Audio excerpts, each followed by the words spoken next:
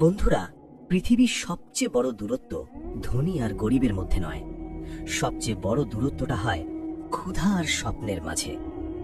আজকের গল্প এমন এক ছেলে রাজুর, যার কাছে না ছিল স্কুলের ব্যাগ, না ছিল জুতো, এমনকি দুবেলা খাবারও জুটত খুব কষ্টে।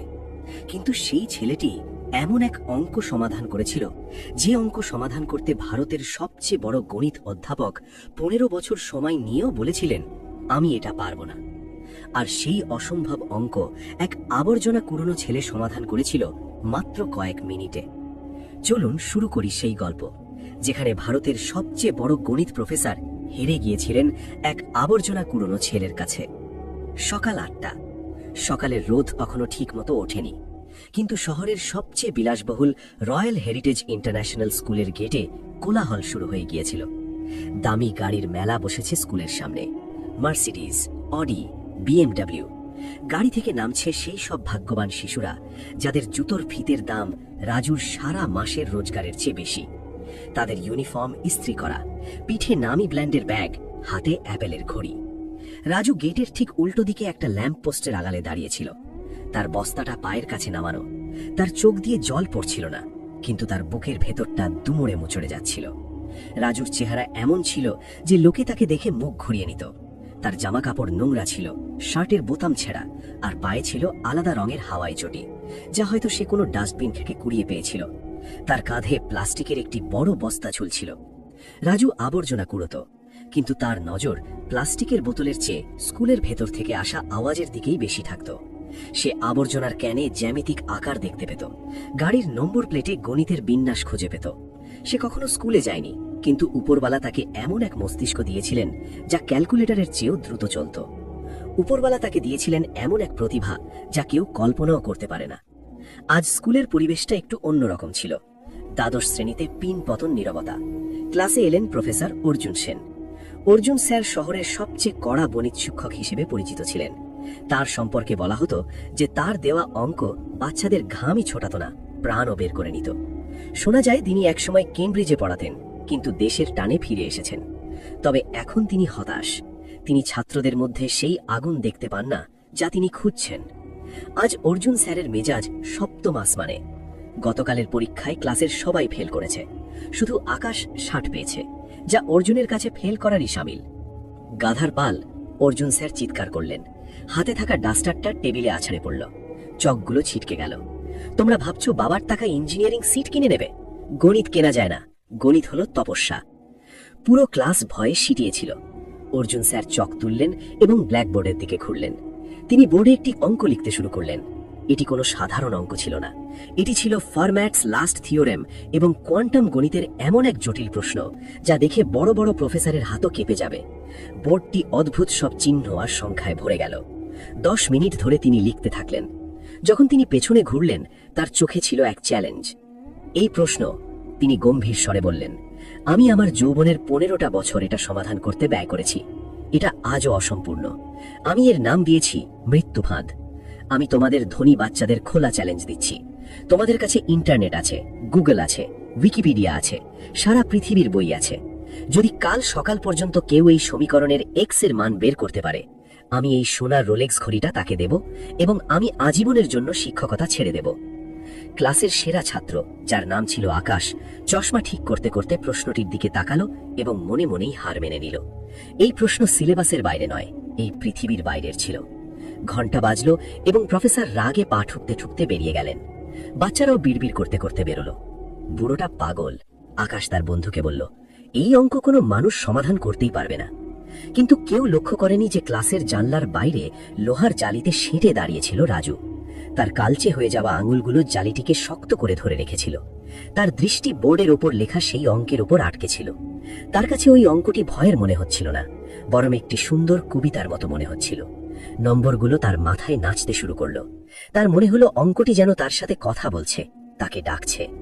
রাজু ততক্ষণ সেখানে দাঁড়িয়েছিল যতক্ষণ না পিয়ন এসে তাকে লাঠি দেখিয়ে তাড়িয়ে দেয়। ভাগ এখান থেকে ভিখারি, স্কুল নোংরা করছিস। পিয়ন চিৎকার করল। রাজু পালিয়ে গেল, কিন্তু তার মনটা ওই ক্লাসরুমেই পড়ে রইল। প্রিয় বন্ধুরা, গল্পে এগিয়ে যাওয়ার আগে আপনারা যদি এমন হৃদয় ছোঁয়া গল্প শুনতে পছন্দ করেন, তবে আমাদের চ্যানেলটি সাবস্ক্রাইব করে নিন। রাত হয়ে গিয়েছিল। শহর ঘুমাচ্ছিল, কিন্তু রাজুর ঝুপড়িতে ঘুম ছিল না। তার মদ্যপ বাবা নাক ডাকছিল এবং মা অসুস্থ হয়ে পড়েছিল। ঘরে খাওয়ার মতো কিছু ছিল না। রাজুর পেট ক্ষুধায় মোচড় দিচ্ছিল, কিন্তু আজ তার ক্ষুধার চেয়ে বেশি অস্থিরতা ছিল ওই অঙ্কটি নিয়ে। ওই প্রশ্নটি তাকে ঘুমোতে দিচ্ছিল না। তার মাথায় বারবার ওই চিহ্নগুলো আসছিল। রাত 2টোর সময় যখন আর থাকা গেল না, রাজু উঠে পড়ল। তার মনে হলো যদি সে ওই অঙ্কটি সমাধান করতে পারে তবে হয়তো তার মনের ঝড় শান্ত হবে। সে চুপিসারে তার ঝুপড়ি থেকে বের হলো এবং স্কুলের দিকে দৌড় দিল। স্কুলের পেছনের গেটটি ভাঙা ছিল, যেখান দিয়ে সে প্রায়ই প্লাস্টিক কুড়োতে ঢুকত। আজ সে প্লাস্টিক কুড়োতে নয়, কিছু শিখতে যাচ্ছিল। স্কুলের করিডোর অন্ধকারে ডুবেছিল। গার্ড সামনের গেটে ঘুমাচ্ছিল। রাজু ছায়ার মতো স্কুলের ক্লাসরুমের জানলা পর্যন্ত পৌঁছাল। জানলা খোলা ছিল। সে ভেতরে লাফ দিল। ক্লাসে ঘুটঘুটের অন্ধকার। শুধু বাইরে থেকে স্ট্রিট লাইটের হালকা আলো আসছিল, যা সরাসরি ব্ল্যাকবোর্ডের ওপর পড়ছিল। বোর্ডে ওই প্রশ্নটি তখনও সেভাবেই লেখা ছিল, যেন কোনো ভূত মুখ হাঁ করে দাঁড়িয়ে আছে। রাজু ধীরে ধীরে এগিয়ে গেল। তার পা কাঁপছিল। ভয় এটা ছিল না যে সে ধরা পড়ে যাবে, ভয় এটা ছিল যে সে কি এটা করতে পারবে। সে শিক্ষকের টেবিল থেকে চকের একটি টুকরো তুলল। ওই চক তার খসখসে নোংরা হাতে বেমানান লাগছিল। সে লিখতে শুরু করল, খট খট। নিস্তব্ধতায় চকের শব্দ প্রতিধ্বনিত হতে লাগল। প্রথমে সে ধীর গতিতে ছিল, কিন্তু অঙ্কটি যতই জট খুলতে লাগলো তার গতি বাড়তে লাগলো। রাজু ভুলে গেল যে সে ক্ষুধার্ত। সে ভুলে গেল যে সে একজন আবর্জনা কুড়ানি। এই মুহূর্তে সে শুধুই একজন গণিতবিদ। তার মস্তিষ্কে মহাবিশ্বের সব তালা খুলে যাচ্ছিল। সে ওই পথটি খুঁজে পেয়েছিল যা প্রফেসর অর্জুন সেন 15 বছরেও পাননি। ঘামে ভেজা ধুলো মাখা রাজু টানা 3 ঘন্টা ধরে লিখতে থাকলো। পুরো বোর্ড ভরে গেল এবং শেষে সে একটি বাক্স আঁকল এবং তার মধ্যে উত্তর লিখল, এক্স এর মান 0। এত বড় ঝড় আর উত্তর শুধু 0। রাজু পিছিয়ে এলো। সে বোর্ডের দিকে তাকালো এবং তার মুখে এমন এক হাসি ফুটে উঠল যা হয়তো পেট ভরি খাবার পেলেও সে পেত না। সে চক রেখে দিল, জানলা দিয়ে লাফ দিল এবং রাতের অন্ধকারে নিজের জগৎ আবর্জনার স্তূপের দিকে ফিরে গেল। পরদিন সকাল 8টায় প্রফেসর অর্জুন সেন ক্লাসে এলেন। তার মেজাজ গতকালের চেয়েও খারাপ ছিল। হ্যাঁ ভাই, কেউ কি চেষ্টা করেছ? তিনি খোঁচা মেরে জিজ্ঞেস করলেন। পুরো ক্লাস শান্ত ছিল। আকাশ উঠে দাঁড়ালো। স্যার, আমরা গুগলেও চেক করেছি, এমন প্রশ্ন কোথাও নেই। এটা ভুল প্রশ্ন। প্রফেসর হাসতে যাবেন এমন সময় তার নজর বোর্ডে পড়ল। তার হাত কাঁপতে শুরু করলো। তিনি ধীরে ধীরে যেন কোনো জাদুর প্রভাবে বোর্ডের দিকে এগিয়ে গেলেন। ক্লাসের বাচ্চারা অবাক। স্যার, কি দেখছেন? প্রফেসর বোর্ডের একদম কাছে গেলেন। তিনি চশমা খুললেন, মুছলেন এবং আবার পড়লেন। 4র্থ ধাপ, এই পদ্ধতি। 12শ ধাপ, এখানে তো এই সময়কেই বদলে দিয়েছে। প্রফেসর বিড়বিড় করছিলেন। তার চোখ দিয়ে অবিশ্বাসের জল গড়িয়ে পড়ল। এটা অসম্ভব। এটা একদম সঠিক। এটা নিখুঁত। তিনি হঠাৎ ঘুরলেন এবং চিৎকার করলেন, কে করেছে এটা? মিথ্যে বলবে না। তোমাদের মধ্যে কার এত সাহস যে আমার 15 বছরের পরিশ্রম এক রাতে সমাধান করে দেয়? ক্লাসে পিনপতন নীরবতা। আকাশ বলল, স্যার, আমরা কসম খাচ্ছি, কাল বিকেলে যখন আমরা গিয়েছিলাম বোর্ড খালি ছিল, রাতে ক্লাস বন্ধ ছিল। প্রফেসর নিজের মাথা ধরলেন। কেউ তো এসেছিল, এমন কেউ যার মস্তিষ্ক আইনস্টাইনের মতো।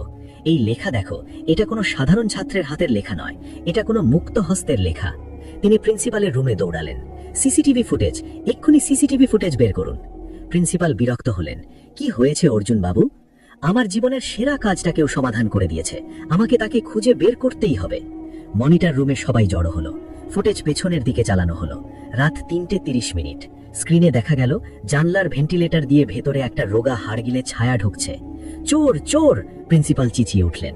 Guard guard! দাঁড়ান, অর্জুন সেন ধমক দিলেন। সবাই শ্বাস রুদ্ধ করে দেখল। সেই চোর কোনো জিনিস চুরি করছে না, সে চক তুলে নিচ্ছে, তারপর পাগলের মতো বোর্ডে লিখছে। মাঝে মাঝে সে থামছে, মাথা চুলকোচ্ছে, আবার লিখছে। শেষে সে জানলা দিয়ে পালিয়ে যাচ্ছে। ক্যামেরার আলোয় তার মুখটা এক মুহূর্তের জন্য পরিষ্কার দেখা গেল। এ তো সেই ভিখারি বাচ্চাটা। আকাশ, যে পেছনে দাঁড়িয়েছিল, বলে উঠল, স্যার, এ তো রোজ গেটের বাইরে দাঁড়িয়ে থাকে, আমি একে চিনি। প্রিন্সিপাল রেগে লাল হয়ে গেলেন। কি স্পর্ধা! একটা রাস্তার ছেলে স্কুলের নিরাপত্তা ভেঙেছে, পুলিশ ডাকো, ওকে গ্রেফতার করা হবে। দাঁড়ান, প্রফেসর অর্জুন সেন জোরে বললেন। যদি কেউ ওকে চোর বলে তাহলে আমি ছাড়ব না।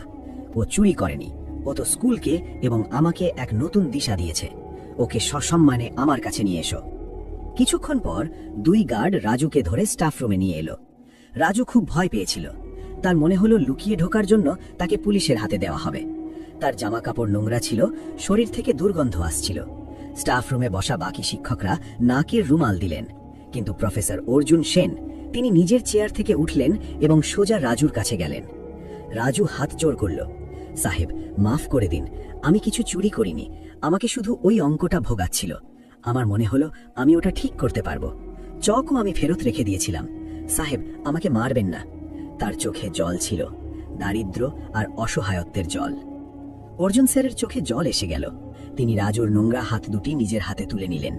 যে হাত হয়তো কখনো সাবান দিয়ে ধোয়া হয়নি, আজ এক প্রফেসর তা চুমু খাচ্ছেন। বাবা, তুমি কিছু চুরি করনি, বরং তুমি তো আমাকে সেটা দিয়েছ যা আমি সারা জীবন খুঁজছিলাম। প্রফেসর জিজ্ঞেস করলেন, তোমাকে এসব কে শিখিয়েছে? তুমি স্কুলে যাও না? রাজু মাথা নিচু করল। সাহেব, স্কুলে যাওয়ার পয়সা ছিল না। আবর্জনায় পুরনো বই পাওয়া যেত, রদ্দিওয়ালার দোকানে বসে পড়ে নিতাম। লোকে বলে আমি পাগল, কারণ আমি দেওয়ালে নম্বর লিখতে থাকি। আমার মনে হতো আমি ভুল করছি। প্রফেসর তার থুতনি ধরে মুখটা উপরে তুললেন। তুমি পাগল নও রাজু, তুমি জিনিয়াস। তুমি সেই হিরে যাকে পৃথিবী কাদা মনে করে ফেলে দিয়েছিল।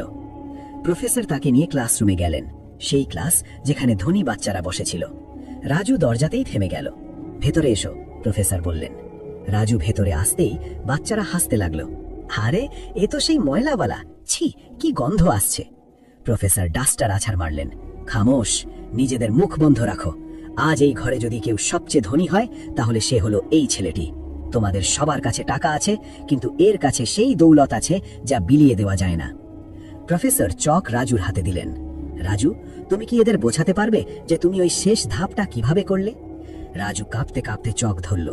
প্রথমে তার ভয় লাগলো, কিন্তু চক বোর্ডে চলতেই তার ভয় উধাও হয়ে গেল। সে বোঝাতে লাগলো।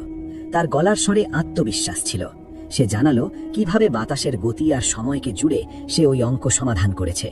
যখন সে বলা শেষ করল, ক্লাসে সূচ পড়ার মতো নীরবতা। যে বাচ্চারা তাকে খারাপ নজরে দেখছিল, এখন তাদের চোখে সম্মান আর বিস্ময়। প্রফেসর অর্জুন সেন নিজের হাত থেকে সোনার ঘড়ি খুললেন এবং রাজুর হাতে বেঁধে দিলেন।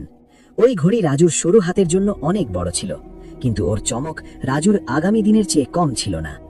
প্রফেসর বললেন, আজ থেকে তুমি আর আবর্জনা উঠাবে না, আজ থেকে তুমি কলম উঠাবে। তোমার পড়াশোনা, তোমার খাওয়া, তোমার থাকা সব আমার দায়িত্ব। আমি দেখি কে তোমাকে আটকায়। রাজু কেঁদে ফেলল। সে প্রফেসরের পায়ে পড়ে গেল। সাহেব, আমাকে শুধু পড়তে দেবেন, আমার খিদে পায় না, আমাকে শুধু অঙ্ক সমাধান করতে হবে। প্রফেসর তাকে ওঠালেন এবং জড়িয়ে ধরলেন। সেদিন সেই দামি পারফিউমের গন্ধে ভরা স্কুলে এক ধাম আর আবর্জনার গন্ধওয়ালা ছেলে সবাইকে মানবিকতার পাঠ পড়িয়ে দিয়েছিল। স্কুলের পর রাজু বাইরে বেরোলো। সে তার পুরনো নোংরা বস্তাটা তুলল, সেটার দিকে একবার তাকালো এবং তারপর সেটাকে ওখানেই ডাস্টবিনে ফেলে দিল। এটা শুধু একটা বস্তা ছিল না, এটা ছিল তার পুরনো জীবন, যাকে সে চিরতরের জন্য ছেড়ে দিচ্ছে। সে আকাশের দিকে তাকালো, সূর্য চকচক করছিল। বন্ধুরা, রাজুর এই গল্প আমাদের শেখায় যে কাউকে তার পোশাক দেখে বিচার করতে নেই। কে জানে, হয়তো আপনার পাশের সিটে বসা সাধারণ দেখতে ছেলেটি বা মেয়েটি আগামী দিনের ইতিহাস গড়বে। দারিদ্র্য প্রতিভাকে ঢেকে রাখতে পারে, কিন্তু শেষ করতে পারে না। শুধু দরকার একজন অর্জুন সেন স্যারের, যিনি সেই ঢাকনাটা সরিয়ে দেবেন। আপনার এই গল্পটি যদি ভালো লেগে থাকে তাহলে শেয়ার করুন, কারণ কে জানে, হয়তো এই গল্প পড়ে কোথাও কোনো রাজু নতুন করে বাঁচার স্বপ্ন দেখবে।